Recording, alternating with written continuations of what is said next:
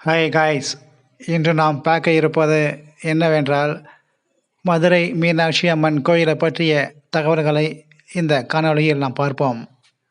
இந்த கோயிலை மதுரை மீனாட்சி சுந்தரேஸ்வரர் ஆலயம் என்று அனைவரும் அழைப்பார்கள். குறிப்பாக இந்த கோயிலை சுருக்கமாகவும் மதுரை மீனாட்சி அம்மன் கோயில் என்று அழைப்பது வழக்கம். மதுரை என்றாலே அது கோயில்களின் நகரம் என்று அழைக்கப்படுவது வழக்கம். இந்த நகரத்தில் கிட்டத்தட்ட 5000த்திற்கும் மேற்பட்ட கோயில்கள் உள்ளன. இவற்றில் மிக பழமையான கோயில் எதென்றால் மதுரை மீனாட்சி அம்மன் கோயிலை குறிப்பிடலாம்.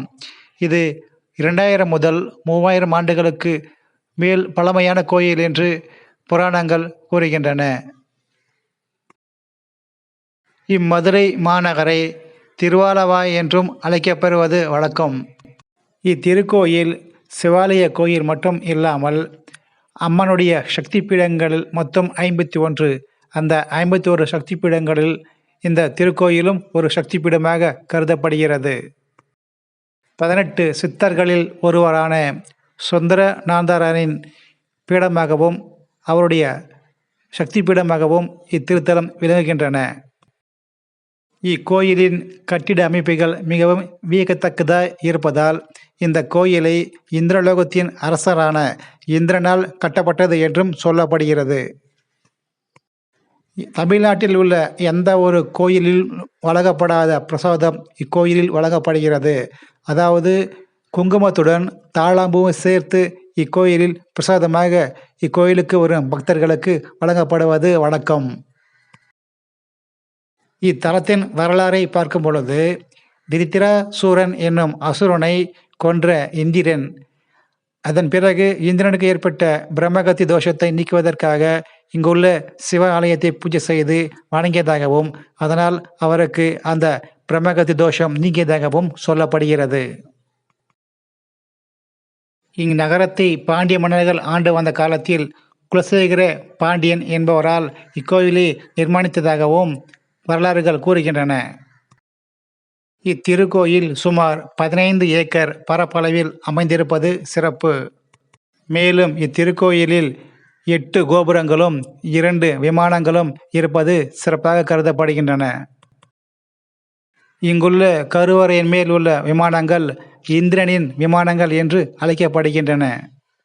32 கற்சிங்கங்களும் 64 சிவகணங்களும் 8 வெள்ளை யானைகளும் கருவறையின் விமானங்களை தாங்குவதாக காட்சியளிக்கின்றன. இங்குள்ள கோபுரங்களில் தெற்கு கோபுரம் மிகவும் உயர்ந்த கோபுரமாக கருதப்படுகிறது. அதனுடைய உயரம் சுமார் 160 அடி ஆகும். இக்கோயிலில் சுமார் 1 ஏக்கர் பரப்பளவிற்கு பொற்றாம்பலம் குளம் இருப்பது மிகவும் சிறப்பாக ஒன்று. எந்த ஒரு கோயிலும் இல்லாத அளவுக்கு இந்த அளவுக்கு மிகப்பெரிய ஒரு பொற்றாம்பல குளம் இருப்பது விசேஷமாக கருதப்படுகின்றன. மேலும் இத்திருக்கோயிலில் 11 மண்டபங்கள் இருப்பது மிகவும் சிறப்பு. அந்த 11 மண்டபங்களில் முக்கியமான மண்டபம் 1000 கால்தூண் மண்டபம் என்று சொல்லப்படக்கூடிய மண்டபமும் மிகவும் சிறப்பானதொன்று. இக்கோயிலுக்கு மிகவும் சிறப்பை சேர்க்கின்றன. இந்த 1000 கால்தூண் மண்டபம்தான் சுவாமி சன்னதியின் இடதுபுறத்தில் அமைந்திருக்கின்றன. மிகவும் சிறப்புமிக்க இந்த 1000 கால்தூண் மண்டபம்தான் 1494ஆம் ஆண்டு கட்டப்பட்டது என்று கூறப்படுகின்றன. அந்த 1494ஆம் ஆண்டு இந்த நகரத்தை ஆண்டு வந்த வீரப்ப நாயக்கர் அவர்களின் தலைமையில் இது கட்டப்பட்டதாகவும் மேலும் இந்நுழைவாயில் தமிழ் ஆண்டுகள் 60ஐயும் குறிக்கும் வகையில் ஒரு சக்கரம் ஒன்றை செதுக்கி வைப்பதற்காக கூறப்படுகிறது. இக்கோயில் கருவறையில் அம்மை மீனாட்சி அம்மையார் அவர்களும் மற்றொரு சந்ததியில் ஐயா சுந்தரேஸ்வரர் சுவாமி அவர்களும் இருப்பது மிகவும் சிறப்பாக ஒன்றாக கருதப்படுகின்றன. சந்ததியில் உள்ள சிவபெருமானை சொக்கநாதர் என்றும் சொக்கலிங்கநாதர் என்றும் சோமசுந்தரர் என்றும் அழைக்கப்படுகிறார்கள். மற்றொரு சந்ததியில் அம்பாள் மீனாட்சி அம்மாள் இருப்பதும் இவரது விக்கிரகம் பச்சை மரகத கல்லால் ஆனது என்று சொல்லப்படுகிறது.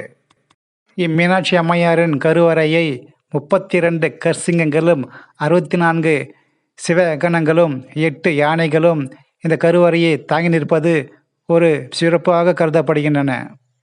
அம்மன் தன்னுடைய வலது கையில் கிளியுடன் காட்சி தருவதுதான் மிகவும் சிறப்பு.